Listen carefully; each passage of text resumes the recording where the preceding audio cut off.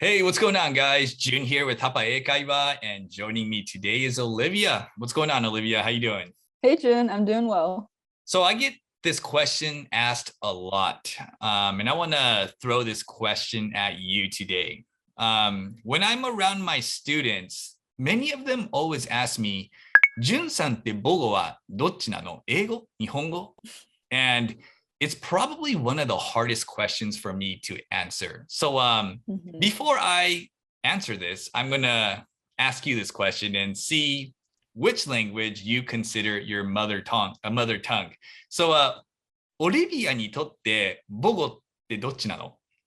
一番言いたい答えは両方。もう両方とも母語。Like, why can you only have like one mother tongue? Why can't you have two? Because like生まれてる時からお母さんから日本語も聞いてるし、お父さんからは英語だから、本当にもう 50% ずつ聞いてきて育ったから、本当にこっちはこの時に習ったとか勉強したはないから、両方とも母語と感じるけど、でもやっぱり強い方は英語になっちゃうから、like if there's only one option, like for example on a survey, to select like what's your mother tongue, then I have to pick English because, you know, I was born and raised here, so that one just feels more appropriate. 同じだね。I think that's exactly why it's difficult for me because I want to say both. 両方って言いたいんだよね, right? And it comes down to like, how do you define mother tongue, right? There's a difference between the language that you grew up learning versus the language that you feel comfortable speaking because that changes over time. And 母語 is the mother tongue. This is the language you grew up learning as a little kid.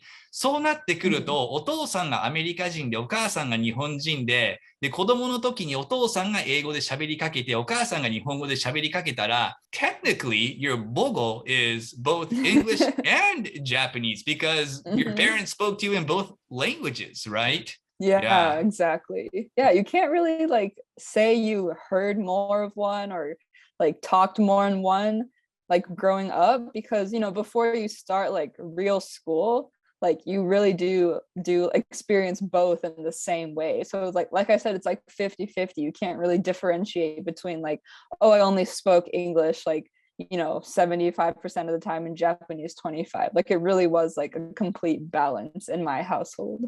Yeah.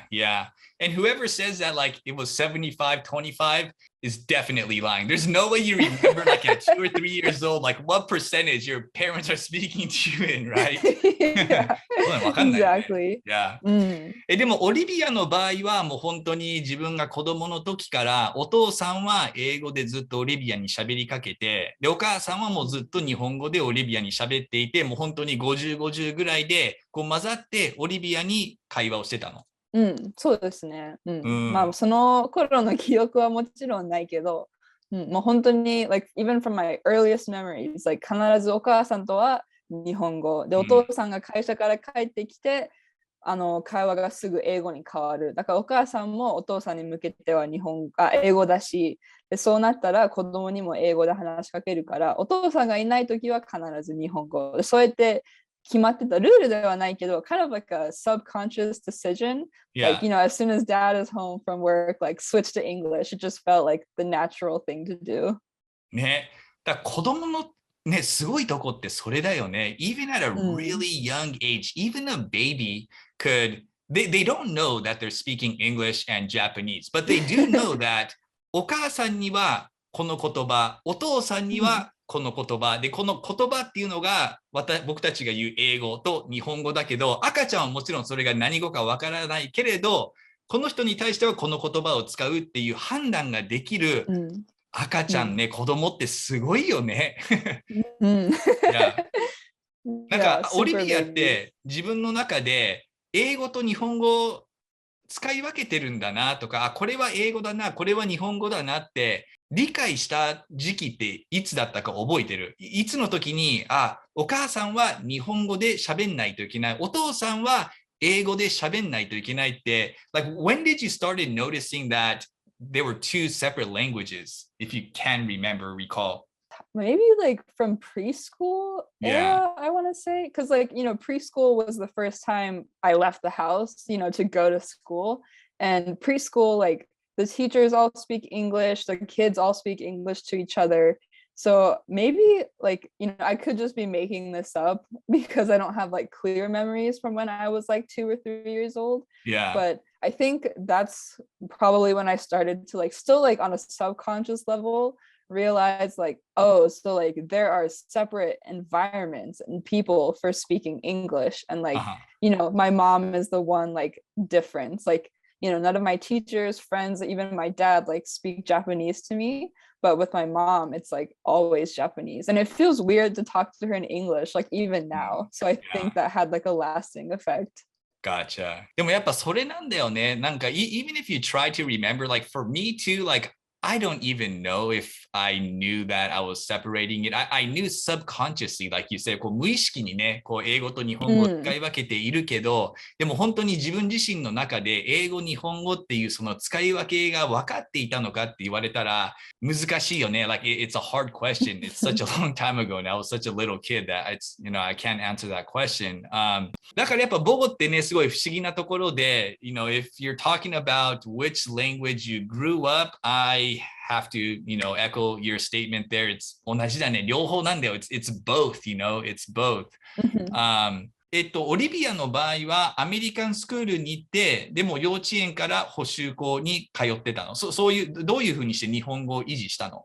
補習校は、私のエリアにある補習校は1年生からだから、プリスクールとキンダーガーデンは、もちろん現地校、アメリカンスクールで行って、で1年生から補習校に入ったんですけど、その間は島次郎で勉強してたらしくて、で島次郎の記憶ももちろんあるんですけど、おばあちゃんがその島次郎の VHS テープとかおもちゃを日本からわざわざ送ってきてくれて、でお母さんが言うには、そのお母さんがひらがなチャート、カタカナチャートを買って、よしこれからオリビアとソフィーに教えるぞって思ってたら、もう島次郎から習ってた、ひらがな知ってたから、she didn't like teach me, like she didn't have to sit me down and say like, okay, like this is how you write it, like this is how you like,あいうえお. But I think I just like naturally picked it up from like watching Shimajiro or like playing with Shimajiro, like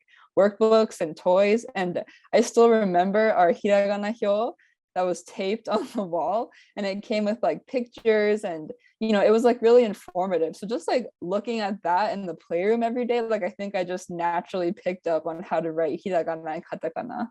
いや、そうだね。やっぱ自然だよね。僕も多分なんか昔おばあちゃんが日本からね、同じようにこうビデオテープとか送ってきて、アンパンマンとかね、昔なんかそういうの見るんだよね。ドラえもんとかね。そういうのを見て日本語をなんか自然と勉強して、で僕の場合はね、ちょっとオリビアと違って幼稚園からね、日本人学校に4年生まで通ったから、教育面で言うと日本語が先だったかもしれないけれど、でもやっぱ幼稚園に行くまでは全く同じように日本の絵本とかテレビとかを見て、であとやっぱお母さんが僕に日本語で喋りかけていたっていうのがあったから、そういうふうにして子供の頃は英語と日本語をやっぱ身につけたね。じゃあオリビアの場合は、もうプリスクールからアメリカンスクールに行って、そこから補習校に通うようになり、そこからやっぱどんどん英語の方が強くなっていったっていう感じかな。そうですね。やっぱり日本語学校通ってると、週に1回だけその他の日本人のことを遊んで勉強するから、あとは5日間アメリカンスクールだから、もう本当に英語ばっかりで、学校行き始めると家で過ごす時間も減るじゃないですか。だからそのお母さんと初対面で話す時間も減るし、どうしても、アメリカの学校に行ってるとその英語の考え方や言語がどんどん進んでいくけど、日本語も進んでるけどなんか追いつかない状態で、進んでいきましたね。Yeah, and that's a good point right there too. I get an opportunity to do some like speaking engagements, some seminars about raising bilingual kids with my mom. でやっぱよく聞かれるのが、そのね、例えば日本から駐在でアメリカに3年間から5年間来ました。で、アメリカンスクールに入れる予定ですが、ジュンさんの考えは何ですかってよく言われるんだけど、やっぱアメリカンスクールに入れることによって、やっぱね、幼稚園とかもう小学生だったら、like you'll learn the language naturally. もう絶対にね、やっぱその3年後、5年後っていうのは子供はもう日本に帰るときは絶対に英語が喋れるって。I've seen like too many cases where it's so rare for that not to happen.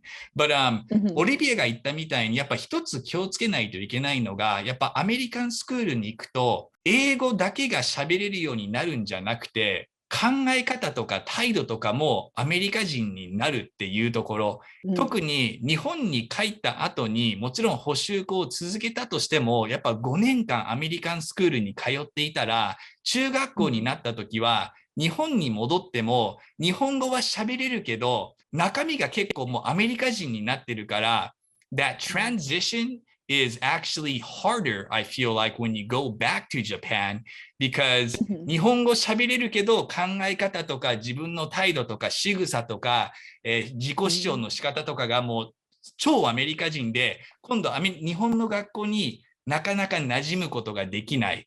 And this is what I, try to let the parents know is that it's not just the language you have to worry about, but it's also like your kid is probably going to be more American by the time he goes back to Japan. So keep that in mind when you put your kid in American school.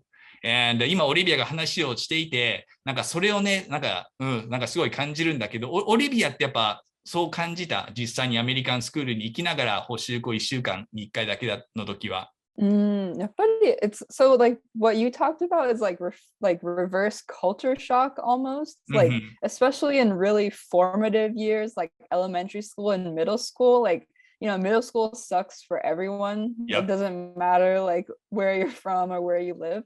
So once you learn a certain like mannerism or behavior, almost like an American school, you learn how to fit in. And, that's where I spent most of my time of the week is American school. So you learn how to interact with like American kids who have grown up American with that very distinct like American personality. And then you go to Japanese school on Saturday and it's like, 外で遊ぼうよって言ってもなんか、いや、中でお絵かきしたいって、そういう女の子と出会うから、なんか私にとっては、友達関係も全然違うというか、like I was friends with very different people at American school versus Japanese school, like just their personalities, like if you put them together, like it would be really awkward. So in that sense, I feel like I had to kind of adapt my own personality and my own like title towards people, just based on whatever school I was at and who I was talking to. ね、だからやっぱ中身が結構変わるんだよね。その喋る言葉だけじゃなくて自分の中身も変わる。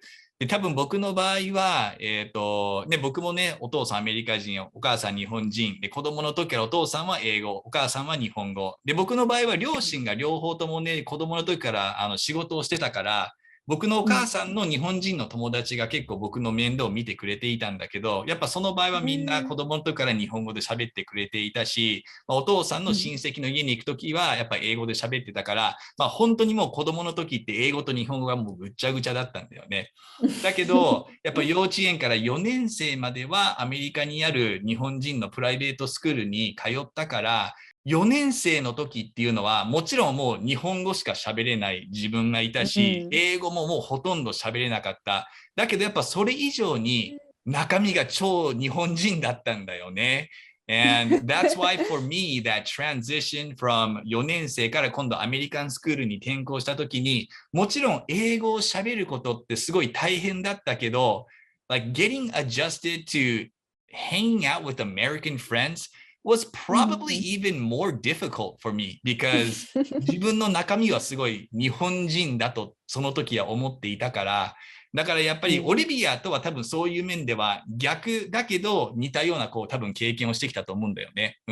Like Americans, I think definitely have, if you had to choose, like Americans would have a rougher personality, like a lot more like outspoken, and they don't really shy away from saying things. Yeah. So like at least in my experience, like I always kind of viewed American kids as like being a little bit meaner than the Japanese kids, because like, you know, at Hoshuko, like it was a really small class size, so like everyone got along, we all ate lunch together, and like sure there were smaller groups of closer friends, but it was like a very like, you know, wholesome community that we had in each class. Yeah. And then at American school, it is kind of similar to like, you know, silly like high school teen movies where there's like cliques and mean people and stuff. So like in that sense, like you have to like constantly adapt based on the group you're in. Like, how do I behave? How do I like let others perceive myself? Yeah. それがでもね、一番僕も感じるところかな。I think when you have the opportunity to, one, maybe, you know, go to different schools with different languages and meet different people. Or maybe another situation is you are the type of person that traveled to like many different countries as a young kid. I think, you know, one common theme here that I see with those types of friends, you know, including you, Olivia, is you become very adaptable. And I feel like that's probably, if there's like one strength that I do have that, you know, I really feel compared to other people, is the adaptability part. Is I'm not, you know, maybe because we went through so much change, you know, as a younger selves, is that もう大きくなっても変化ってなんかそこまで怖くないというか、まあ逆に僕から言うと変化しないことの方が怖い。Like being like in one place or like not changing to me is almost uncomfortable. なんか変わることが怖いっていうのは I didn't think people really felt that, but やっぱ大きくなるにつれやっぱ一番のねやっぱ怖いことってchange, you know, to a lot of people is very scary, whether that's, you know, moving to another country or like restarting your career, because, you know, you're jumping outside of your comfort zone and starting something new. でもやっぱね、僕たちみたいにやっぱもう子供の頃からもう常に変化し続けていると、you learn to adapt and you learn to understand that, まあどんな状況にいてもなんとかなるよって、なんかそういうマインドセットになっていくと思わない、オリビアって。そうですね。Like adaptable is such a good characteristic to have. And 例えば、まあ、私のこの町には知り合いの中でもうずっとここで生まれて育ってきて、でもここで仕事を探してる人、だからもうずっとデイトン、オハイオに住み続ける予定のような人もいて、で、like, aren't you bored of this place? ってちょっと思うけど、私も実はもうそろそろ日本に引っ越すんだけど、なんかアメリカ人の知り合いとか友達は怖くないのとか、大丈夫一人でってよく言われるけど、いやなんかそんなにちょっと緊張はもちろんあるけど、なんかそんなに怖がることではないと思って、like why does everyone keep asking me like if I'll be okay? like you're excited, right? Like I feel like I was always excited, like moving to a new place. Like I never really worried too much about like what if this happens. It was more about like there's so many cool things that I can experience once I go over here. And it was like more of the excitement that took over my emotions. So I know exactly what you're talking about there. Yeah. Yeah, definitely. But then like on the other hand, all of my Japanese friends and family are like, oh, we're so happy you're going to Japan. Like this is such a good like adventure for you. So exciting. And you know, it's kind of weird because everyone thinks of Americans as being like very outgoing and bold and like not afraid of anything. But then it's actually more, I hear this more from Americans. Like, aren't you like scared or aren't you nervous? Like it's not like the most encouraging thing to say to someone who's about to like pack up and move abroad. But yeah, and I'm like not afraid. Like, you know, like you said, I'm so excited for all the new amazing things I get to experience and explore. And that's what like being young is all about. It's like before you settle down, you try to experience as many things as possible. 100%. Yeah. だからそこだね。だからやっぱ似てるんだね。It's not change that's scary to us. It's the fact that we are not changing, staying in one place, doing the same thing over and over is scarier to us. So maybe we're constantly looking to change and adapt to a new situation. And ね、なんかやっぱその心配っていうよりはこのワクワク、楽しみっていう気持ちの方がやっぱ強いよね。この変化をするっていうにあたって。Well, that was a fun conversation. I feel like we can talk about this topic on and on and on, but let's wrap it up here for today. And to everybody watching, I hope you guys enjoyed our conversation.